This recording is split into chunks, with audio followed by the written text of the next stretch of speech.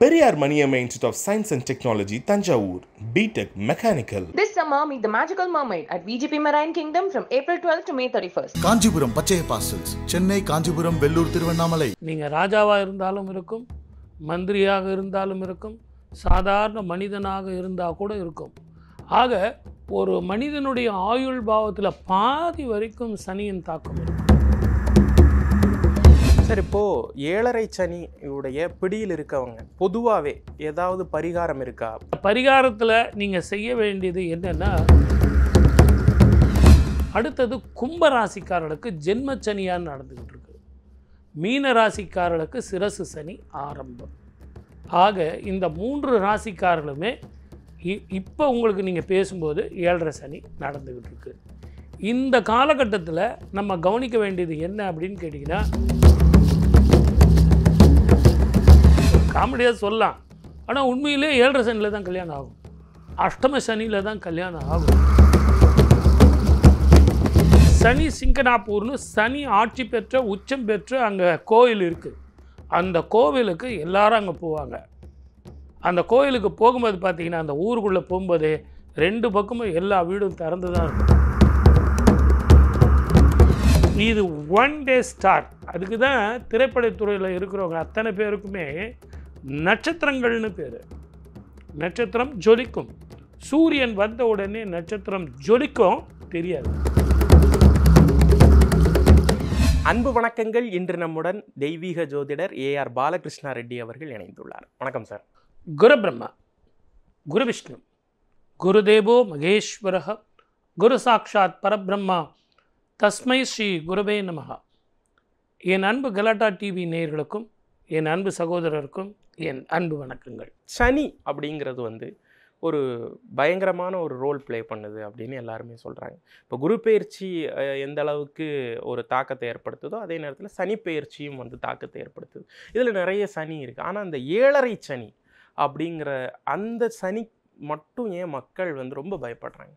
ஒரு மனிதனுடைய வாழ்க்கை 120 வருடங்கள். அந்த 120 வருடங்களும் முழுமையான ஆயுஷ் பாவமாக நம்ம பார்க்குறோம்.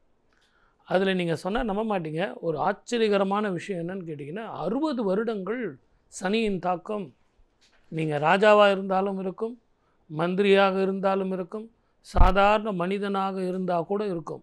ஆக ஒரு மனிதனுடைய ஆயுள் பாவத்தில் பாதி வரைக்கும் சனியின் தாக்கம் இருக்கும். அப்போ இதனுடைய அர்த்தம் என்னன்னு புரிஞ்சுங்க. அதுக்கு நாங்கள் நிறைய பேர் சொல்லுவோம், அர்த்தாஷ்டம சனி, அஷ்டம சனி, கண்டக சனி, சனி மகாதிசை அப்படின்லாம் சொல்லுவோம். இப்போ நீங்கள் சொல்கிற அந்த 7.5 சனி அதுலேயும் ஒன்றா இருக்கும். ஆனால் இதெல்லாம் நமக்கு என்ன கொடுக்கும் அப்படின்னு கேட்டிங்கன்னா, குரு பெயர்ச்சி வரும்போது பொதுவாகவே எல்லோரும் பார்ப்பாங்க, சார் எனக்கு வேலை கிடைக்குமா, கல்யாணம் ஆகுமா, இப்படி சுப பலனாக எனக்கு நடக்குமா சார் அப்படின்னு பார்ப்பாங்க. ஏன்னா அவன் சுபகாரகன், தனகாரகன். இவன் ஆயுள்காரகன். மனத்துக்கு எல்லாருமே பயந்தான். சனீஸ்வரர் எப்படி சார் இருப்பார்? ஈஸ்வரனுக்கு நிகரானவன் சனீஸ்வரன்.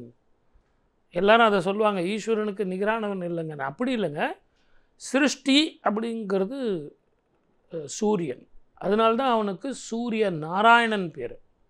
இவன் அந்த சிருஷ்டியை சம்ஹாரம் பண்ணக்கூடிய ஆயுள் பாவத்தை குறிக்கக்கூடியவர். அப்படிங்கிறதுனால்தான் எல்லாருமே பயந்துக்கிட்டு பார்க்குறாங்க, சார் எனக்கு கஷ்டம் கொஞ்சம் கம்மியாக வந்தால் போதும் சார். அங்கே தனக்காரனுக்கு சந்தோஷம் ஜாஸ்தி வேணும். இங்கே சனிக்கு சார் எனக்கு கஷ்டம் கொஞ்சம் கம்மியாக இருந்தால் போதும் சார், எனக்கு இந்த வருஷம் ஒன்றும் இல்லைல்ல, குரு பார்வை இருக்குல்ல அப்படின்னு அந்த பயந்துக்கிட்டே பார்க்குறது தான் சனியின் தாக்கம். சார், இந்த 7.5 சனி அப்படிங்கிற ஸ்பெசிஃபிக்காக இந்த 7.5 சனி என்ன மாதிரியான பாதிப்புகள் ஏற்படுத்தும்? இப்போ முதல்ல இந்த 7.5 சனினா என்னன்னு நீங்கள் பார்க்கணும்.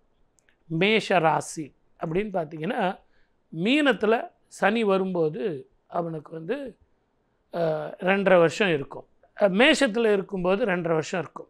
திருப்பியும் ரிஷபத்தில் இருக்கும்போது ஒரு 2.5 வருஷம் இருக்கும். ஆக 12ஆம் இடம் ஜென்மத்தில் இருக்கும்போது, குடும்பம் வாக்கு தனம் என்று சொல்லக்கூடிய 2ஆம் இடத்துல இருக்கும்போது, இந்த 3 வீட்லையும் இருக்கும்போது மொத்தத்தையும் இதை கூட்டினீங்கன்னா 7.5 வருஷம் வரும். இந்த 7.5 வருஷத்தில் உங்களுக்கு என்ன கிடைக்கும் அப்படின்னா, மிக மிக நிதானமாக எதையும் முடிவெடுத்து அனுபவ காலமாக இருக்கும். இப்போ ஒரு வேலைக்கு போகிறீங்க, ரெக்கக்னேஷன் இருக்காது, சம்பளம் கம்மியாக இருக்கும், பக்கத்தில் இருக்கிறவங்களுக்கு சம்பளம் கிடைக்கும், உங்களுக்கு கிடைக்காது. அதே மாதிரி ஒரு தொழில் பண்ணுறீங்க, அந்த தொழில் வந்து வருமானம் இருக்காது, இல்லைன்னா வருமானத்துக்கும் செலவுக்கும் சரியாக போயிடும். இப்படி உங்களை போட்டு பாடாப்படுத்தும். உங்களை பொறுத்த வரைக்கும் நான் சொல்கிறது என்ன அப்படின்னு கேட்டிங்கன்னா, இது ஒரு அனுபவ காலம். சனி வந்து உங்களுக்கு அனுபவ காலம். இந்த அனுபவ காலத்தில் நிதானமும் பொறுமையும் வேண்டும். புதிய தொழில்கள் ஆரம்பிக்கிறது, புதிய வேலைக்கு போகிறது, புதுசாக படிக்க போகிறது, இதெல்லாம் கொஞ்சம் தள்ளி போடணும். அப்படியே நீங்கள் போனாலும் நிதானமாக பொறுமையாக பார்த்துட்டு போகிறது நல்லது. சார், இப்போது 7.5 சனியுடைய பிடியில் இருக்கவங்க பொதுவாகவே ஏதாவது பரிகாரம் இருக்கா? பொதுவாக இப்போ 7.5 சனி நிறைய ராசிகளுக்கு நடக்கலாம் இல்லையா? நிறைய பேர் உங்களுக்கு சொல்கிறது முதல்ல தெளிவாக புரிஞ்சுங்க. இது அனுபவ காலம்னு நம்ம சொல்லியிருக்கோம். அதனால் நீங்கள் என்ன பண்ணணும் அப்படின்னு கேட்டிங்கன்னா, நிதானம் வேண்டும், பொறுமை வேண்டும். இந்த பரிகாரத்தில் நீங்கள் செய்ய வேண்டியது என்னென்னா, உடல் ஊனமுற்றவர்கள், மாற்றுத்திறனாளிகள், அவங்களுக்கு நீங்கள் தானங்கள் தர்மங்கள் நிறைய செய்யணும். உங்கள் உடம்புல வந்து இரும்பு சத்து ரொம்ப கம்மியாக இருக்கும். நிறைய அயன் அண்ட் புரோட்டீன் நிறைய எடுத்துக்கணும். தண்ணி நிறைய குடிக்கணும். நிறைய வேர்வை வெளியே வரணும். எவ்வளோக்கு எவ்வளோ உங்களுக்கு வேர்வை வெளியே வருதோ அவ்வளோக்கு அவ்வளோ உடல் ஆரோக்கியம் வரும். சோம்பேறித்தனத்தை விட்டுறணும். காலையில் எழுந்து டெய்லி குளிக்கணும். இதெல்லாம் எதுக்காகனா, அந்த சோம்பேறித்தனத்தை கொடுக்கறது தான் இது. அதனுடைய தாக்கம் என்ன கொடுக்கும் அப்படின்னா, வயிற்றில் வந்து கேஸ்ட்ரிக் ட்ரபிள், அல்சரு, அஜீரணம், அதனால் தூக்கமின்மை, அந்த தூக்கமின்மையினால் மனோபயம், மனோக்கிலேச்சம். ஏதோ ஒரு வேலை சொன்னால் கூட ஒரு பேனிக், நான் அதை செய்ய முடியுமா, நான் செய்வேனா அப்படிங்கிற அந்த மனோபயத்தை கொடுக்கறது தான் சனி. இது நரம்பு மண்டலத்தையும் வயிற்றையும் பாதிக்கத்தான் செய்யும். இதற்கெல்லாம் நீங்கள் பரிகாரங்கள் என்ன அப்படின்னு கேட்டிங்கன்னா, தானங்களும் தர்மங்களும் செய்வது நல்லது. சார், இப்போ 7.5 சனி அப்படிங்கிறது பொதுவாக நீங்கள் சொன்னீங்க, இந்த மாதிரியான பரிகாரங்கள் தானம் பண்ணலாம் அப்படின்னு சொன்னீங்க. இது பொதுவான பலன். இப்போ 7.5 சனி யாருக்கெல்லாம் நடக்குது, அவங்க என்ன மாதிரியான பரிகாரங்கள் செய்யும்? முதல்ல 7.5 சனி இப்போ யாருக்கு நடந்துக்கிட்டு இருக்கு அப்படின்னு பார்த்தீங்கன்னா, மகர ராசிக்காரர்களுக்கு. இப்போ 2024 இப்போ மே மாதம் இந்த நாள் பிரகாரம் பார்த்திங்கன்னா, இவங்களுக்கு வந்து சிரசு சனி 2.5 வருஷம் முடிஞ்சு போச்சு. இப்போ இவங்களுக்கு சிரசு சனி முடிஞ்சு, ஜென்ம சனி முடிஞ்சு, பாத சனி நடந்துக்கிட்டு இருக்கு. அடுத்தது கும்ப ராசிக்காரர்களுக்கு ஜென்ம சனியாக நடந்துக்கிட்டு இருக்கு. மீன ராசிக்காரர்களுக்கு சிரசு சனி ஆரம்பம். ஆக இந்த 3 ராசிக்காரர்களுமே இப்போ உங்களுக்கு நீங்கள் பேசும்போது 7.5 சனி நடந்துக்கிட்டு இருக்கு. இந்த காலகட்டத்தில் நம்ம கவனிக்க வேண்டியது என்ன அப்படின்னு கேட்டிங்கன்னா, மகர ராசியும் கும்பராசியும் சனியின் ஆதிக்கம் பெற்ற ஆட்சி பெறக்கூடிய வீடு. இங்கே 7.5 சனி இருந்தால் கூட அவ்வளோ வேலை செய்யாது. மற்ற ராசியில் வந்து 7.5 சனி மிக பயங்கரமான அனுபவத்தையும் தேவையில்லாத குழப்பத்தையும் கொடுத்து விடுவான். ஆனால் அவனுடைய வீடு அப்படிங்கிறதுனால மகரத்துக்கும் கும்பத்துக்கும் அவ்வளோ பெரிய பிரச்சனைகளை கொடுக்க மாட்டான். மலை போல் வர்ற பிரச்சனைகளை பனி போல் மாற்றிடுவான். ஆனாலும் அந்த அனுபவத்தை கொடுத்தே தீர்வான். அதுவும் இப்போ உங்களுக்கு குரு பார்வை மகரத்துக்கு இருக்குது. ஆகவே மிகப்பெரிய பிரச்சனைகளை அவன் கொடுக்க மாட்டான். இருந்தாலும் மகர ராசிக்காரர்களும் கும்பராசிக்காரர்களும் மீன ராசிக்காரர்களும் 3 பேருமே தானங்களும் தர்மங்களும், மாற்றுத்திறனாளிகள், உடல் ஊனமுற்றவர்கள், குழந்தைகள், படிக்கிறவங்க, இவங்களுக்கெல்லாம் நீங்கள் தானம் செஞ்சீங்கன்னா அற்புதமான பலன் வந்தே தீரும். 7.5 சனி நடக்கும்போது சுபகாரியங்கள் செய்யலாமா அப்படிங்கிற ஒரு சந்தேகம் இருக்குது. ஒரு கல்யாணம், ஒரு வீடு கட்டுறது, அந்த மாதிரியான விஷயங்கள். இப்போ வீடு கட்டிகிட்டு இருக்கோம்னா அதுக்கான புதுமனை புகுவிழா, இது எல்லாமே 7.5 சனியில் செய்யலாமா? நிறைய பேர் கேட்டிங்கன்னா சொல்லுவாங்க, சார் உங்களுக்கு எப்போ சார் கல்யாணம் ஆச்சு? 7.5 சனியில் தான் சார் கல்யாணம் ஆச்சு அப்படின்னாங்க. ஒரு காமெடியாக சொல்லலாம். ஆனால் உண்மையிலே 7.5 சனியில் தான் கல்யாணம் ஆகும். அஷ்டம சனியில் தான் கல்யாணம் ஆகும். ஏன்னு கேட்டிங்கன்னா, அது ஒரு அனுபவ பந்தம். மனைவிங்கிறது ஒரு அனுபவ பந்தம். இந்த 7.5 சனி முடியும் போது பார்த்திங்கன்னா, உங்களுக்கு குழந்தைங்கள் இருக்கும், வீடு இருக்கும், வாகனங்கள் இருக்கும், நல்ல உத்தியோகம் இருக்கும். இது எல்லாத்தையும் அவன் கொடுத்துட்டு போவான். அனுபவத்தையும் கொடுப்பான், அதே நேரத்தில் நிரந்தரமான செல்வத்தையும் கொடுப்பான். சனி கொடுத்தால் யார் தடுப்பர்? இருக்கிற கிரகங்கள்லேயே சனி ஒருவனே அற்புதமான நிரந்தரமான சொத்தை கொடுப்பான். இப்போ நீங்கள் மனைவி சொன்னீங்க, அதுக்கு அடுத்தது பார்த்தீங்கன்னா வீடு வாங்குவீங்க. சார் வீடு வாங்கும்போது நீங்கள் என்ன பண்ணுவீங்க? இருக்கிற பணத்தை வச்சா வாங்குவீங்க, கடன் வாங்குவீங்க, இஎம்ஐ கட்டணும். அந்த இஎம்ஐ கட்டுறதுக்கு டெய்லி நீங்கள் ஓடி உழைக்கணும். அந்த இஎம்ஐ மாதமான கட்டணும் சார். ஸோ அந்த உழைப்பு அதிகமாக தேவைப்படும். அப்போ உங்களுக்கு என்ன ஆகும்? மேலதிகாரிகள் தொந்தரவு வரும். இல்லை நீங்கள் தொழில் பண்ணிங்கன்னா கூட உங்களுக்கு அந்த எக்ஸ்பேன்ஷன் பண்ணுறதுக்கு இன்வெஸ்ட்மெண்ட் வேணும், கடன் வாங்குவீங்க. இங்கே வீடு வாங்குறதுக்கு ஒரு கடன், அந்த பக்கம் எக்ஸ்பேன்ஷன் பண்ணுறதுக்கு ஒரு கடன், திருமணம் நடக்கிறதுக்கு ஒரு கடன், அப்படி உங்களை எல்லாருமே கடன் சூழ்ந்துக்கும். இருந்தாலும் இது அத்தனையுமே சுப கடன். இந்த 7.5 வருஷம் முடியும் போது நீங்கள் திரும்பி பார்த்தீங்கன்னா ஒரு வீடு இருக்கும், நல்ல மனைவி இருப்பா, நல்ல குழந்தைகள் இருக்கும், தொழில் நல்லா இருக்கும். இந்த 7 வருஷத்தில் ஏற்பட்ட அனுபவத்தினால யாருன்னா கடன் கேட்டால் கொடுப்பீங்க, இல்லை யாருக்காவது ஜாமீன் கையெழுத்து போடுவீங்க. ஏன்னா இதெல்லாம் உங்களுக்கு ஏற்கனவே இங்கே அனுபவம் வந்துட்டுருக்கோம். உங்கள் வேலையை நீங்கள் பார்ப்பீங்க. அதுக்கு முன்னாடிலாம் பார்த்தீங்கன்னா தர்மம் பேசுவீங்க, நியாயம் பேசுவீங்க. சார் அது அதர்மம் சார் நீங்கள் பேசுகிறது அப்படின்னு எங்கன்னா பஞ்சாயத்தில் போய் நீங்கள் தான் முதல்ல தலைமை தாங்குவீங்க.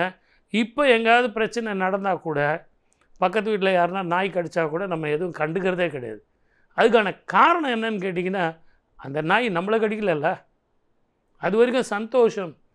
இந்த நாய் கடிக்கிறது நான் எதுக்காக சொன்னேன் அப்படின்னு கேட்டிங்கன்னா, இந்த நாய் கடிக்கும் 7.5 சனிக்கும் ஒரு தொடர்பு உண்டு. பொதுவாகவே ஒரு மனிதனுடைய வாழ்க்கையில் 7.5 சனி ஆரம்பமாக போகுது அப்படின்னா நாய் கடிக்கும். அப்போயே தெரிஞ்சுக்கலாம். அந்த நாயினுடைய கடி பட்டதுனாலே நமக்கு தெரிஞ்சுக்கலாம் 7.5 சனி ஆரம்பமாக போகுது.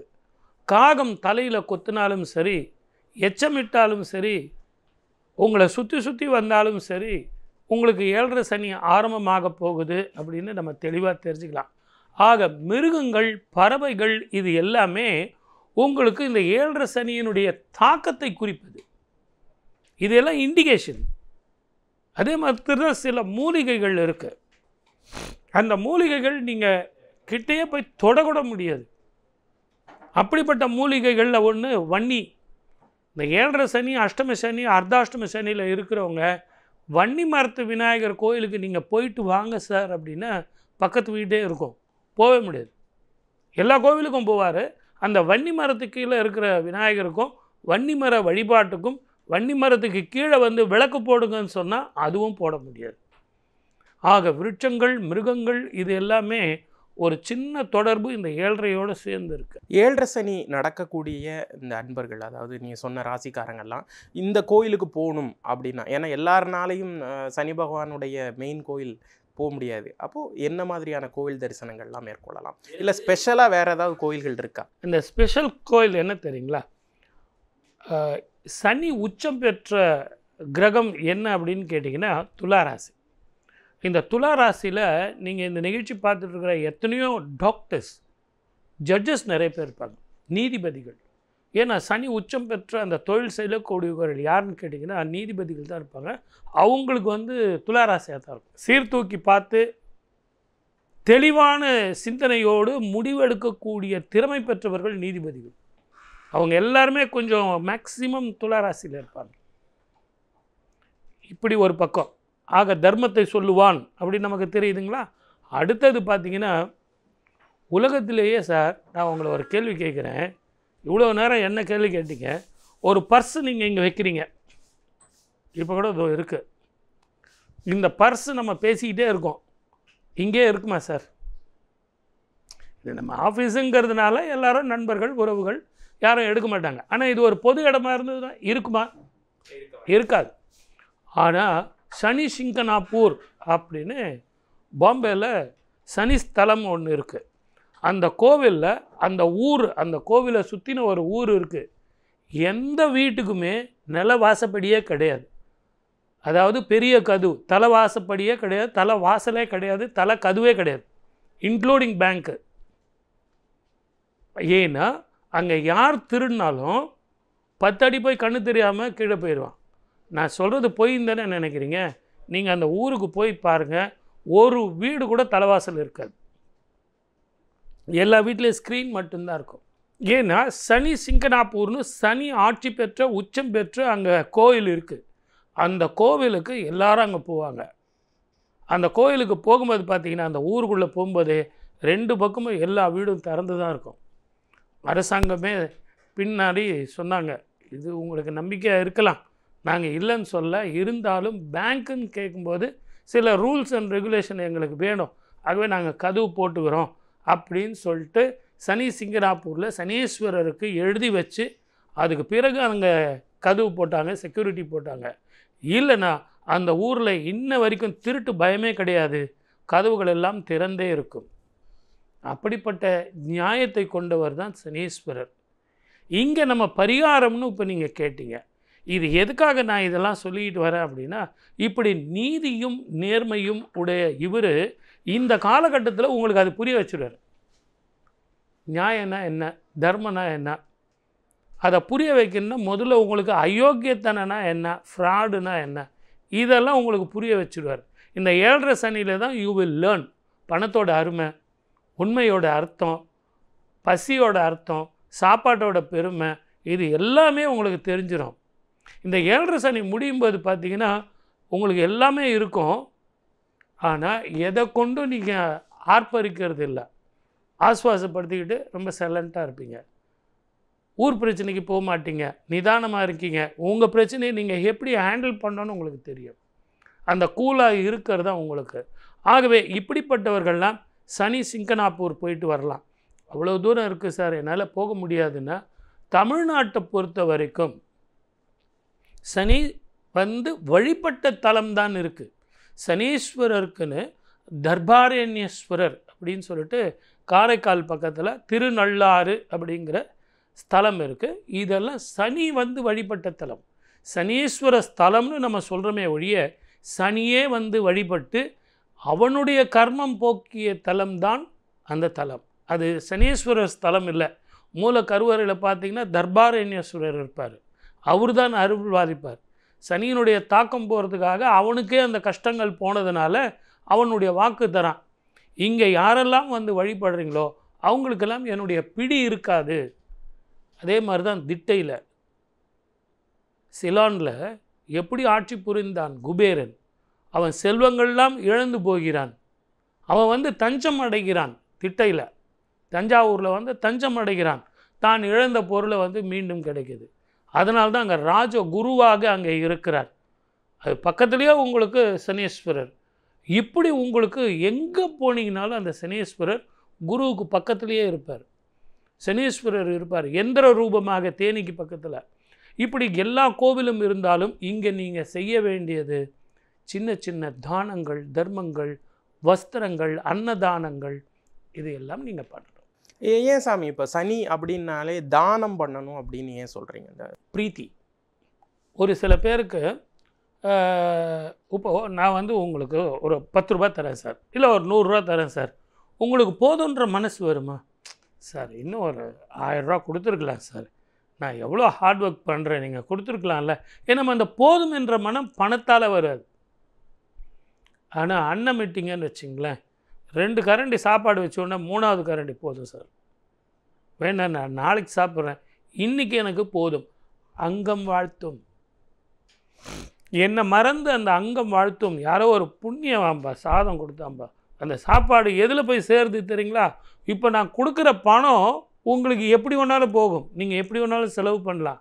ஆனால் நான் கொடுக்குற அந்த அண்டம் உங்களுடைய இரத்தத்தில் கலந்து இரத்தமாக மாறி பீஜாட்சரங்களாக மாறி உங்களது அணுவில் போய் சேருது. அப்படிப்பட்ட ஒரு அபூர்வமான தானம் தான் உலகத்திலேயே அன்னதானம், மிகப்பெரிய தானம். அன்னம் கொடுக்கும்பொழுது தன்னை மறந்து தன்னுடைய வயிறு வாழ்த்துகிறது.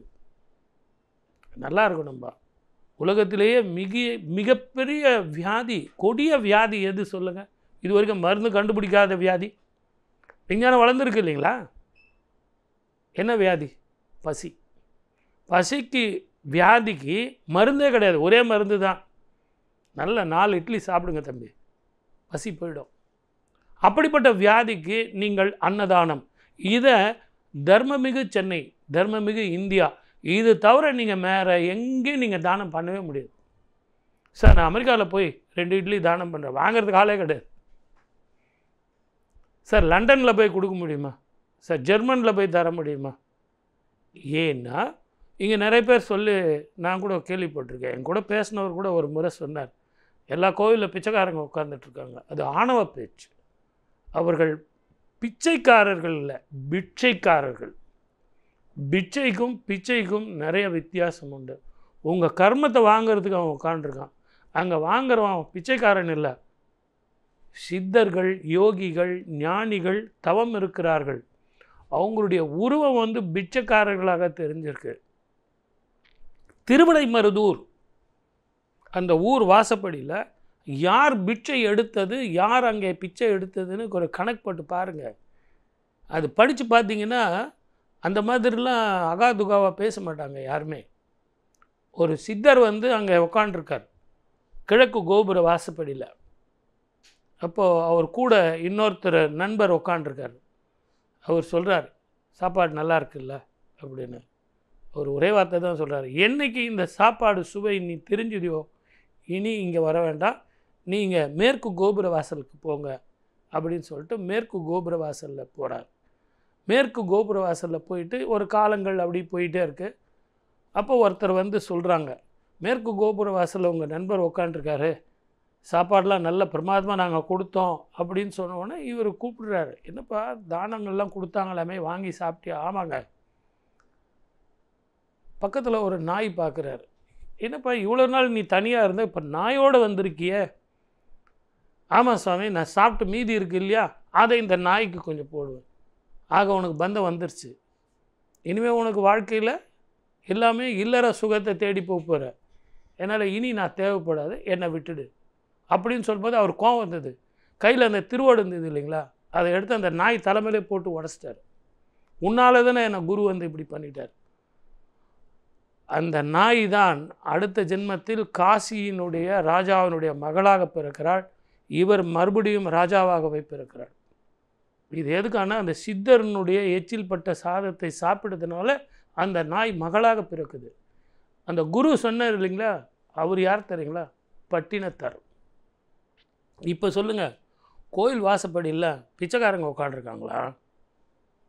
உங்கள் கர்மத்தையும் உங்களது ஜாதக கோளாறையும் வாங்குவதற்காக சித்தர்கள், யோகிகள், ஞானிகள் தவம் இருக்கிறார்கள். காலத்தினுடைய கோலம் வேணால் மாறி இருக்கலாம், ஆனால் எல்லாரும் போய் உட்கார முடியுமா? எல்லாரும் அந்த பணத்தை வாங்க முடியுமா? எல்லாருமே அதில் சாப்பிட முடியுமான்னு நீங்கள் கணக்கு போட்டு பார்த்தீங்கன்னா மிக சிரமம். அது ஏழரை சனி நடக்கும்போது விபரீத ராஜயோகம்னு சொல்லுவாங்க இல்லையா, இப்போ வந்து சுபகாரியங்கள் நடக்கலாமா அப்படின்னு வந்து கேட்டேன்.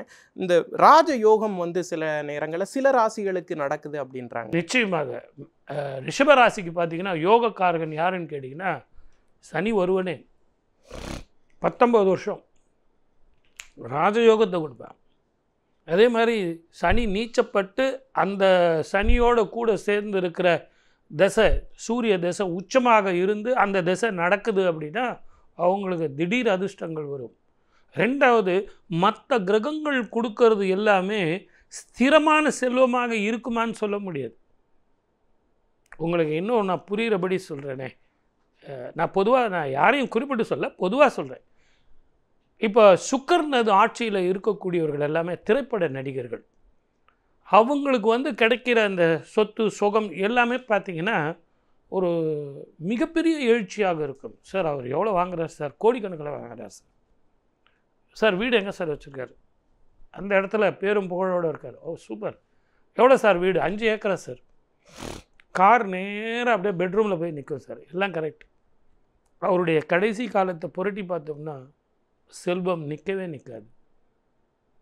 அது ஏன் சார் உங்களுக்கு சுக்கிரன் கொடுக்குற அந்த செல்வம் மட்டும் நிற்க மாட்டேங்குது, தங்க மாட்டேங்குது, ஆனால் சனி கொடுக்குற அந்த செல்வம் வந்து நிற்கிது அப்படின்னா சுக்கிரனது பார்வை வேறு, சனியோட பார்வை வேறு.